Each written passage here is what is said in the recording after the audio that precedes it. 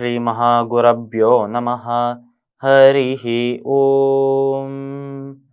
சதாசிவசமாரம்பாம் சங்கராச்சார்யமத்யமாம் அஸ்மதாச்சாரியபர்யந்தாம் வந்தே குரு பரம்பராம். GeM TV நண்பர்களுக்கு எனது வணக்கங்கள். இன்றைய நாள் அனைவருக்கும் இனிய நாளாக அமைய எல்லாம் வல்ல இறைவனை வேண்டி இன்றைய மதமும் நம்மதமே நிகழ்ச்சிக்கு செல்வோம்.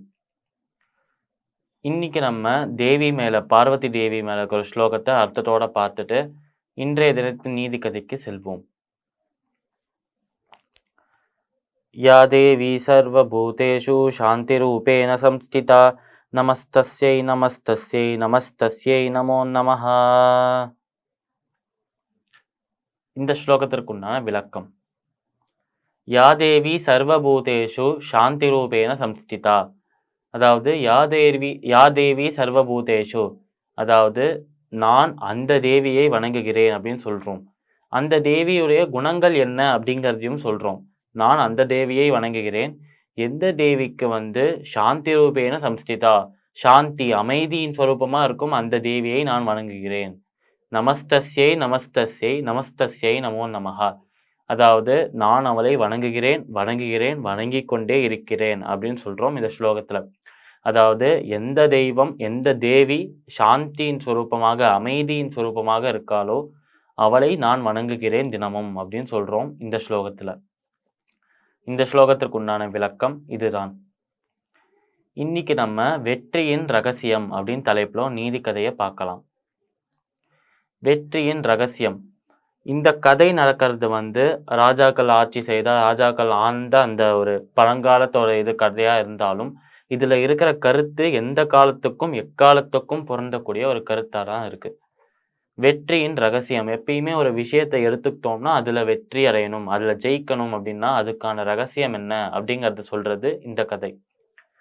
பொதுவாகவே வெற்றி ஒரு விஷயத்தில் ஒரு செயலில் நமக்கு வெற்றி கிடைக்கணும் அப்படின்னா நம்மளோட முழு கவனமும் முழு கான்சன்ட்ரேஷனும் அந்த செயலில் அந்த தொழிலில் தான் இருக்கணும். அப்போ தான் அதில் நம்மளுக்கு வெற்றி கிடைக்கும். அதை எடுத்து சொல்கிறது இந்த கதை. இந்த கதை எப்படி ஆரம்பிக்கிறது அப்படின்னா, இது ராஜாக்கள் காலத்தில் நடந்த ஒரு கதை அப்படின்னு சொன்னதுனால ஒரு அரசாங்கம் இருக்குது, ஒரு கிங்டம் இருக்குது. அங்கே ஒரு ராஜா, ஒரு அரசர் இருக்கார். அவருக்கு ஒரு இளவரசி, அவருக்கு ஒரு பெண், ஒரு குழந்தை இருக்குது, பெண் குழந்தை. இப்படி இந்த பெண் குழந்தை பிறந்த உடனே அந்த ராஜாவுக்கு ரொம்ப சந்தோஷமாக இருக்குது. ஏன்னா நீண்ட நாட்களாக எந்த ஒரு குழந்தை வரவும் இல்லாமல் இப்போதான் ஒரு குழந்தை பிறந்திருக்கு. அதனால சந்தோஷமாக இருக்கார் அந்த ராஜா.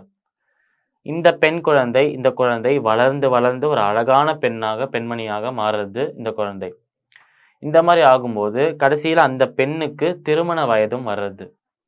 அதனால இந்த பெண்ணுக்கு கல்யாணம் பண்ணி வைக்கணும், திருமணம் செஞ்சு வைக்கணும் அப்படிங்கிறதுக்காக இந்த பெண்ணோட அப்பாவாக இருக்கிற இந்த ராஜா என்ன பண்ணுறாருனா இந்த பெண் கிட்ட போய் கேட்குறா, உனக்கு திருமணம் வயது வந்தாச்சு, உனக்கு எப்படிப்பட்ட ஒரு நபர் கணவனாக வரணும் அப்படின்னு கேட்குறார் இந்த ராஜா. இந்த மாதிரி கேட்கும்போது அந்த பெண் எனக்கு இந்த மாதிரியான குணங்கள் உள்ள அந்த ராஜா வேணும் அப்படின்னு சொல்கிறான்.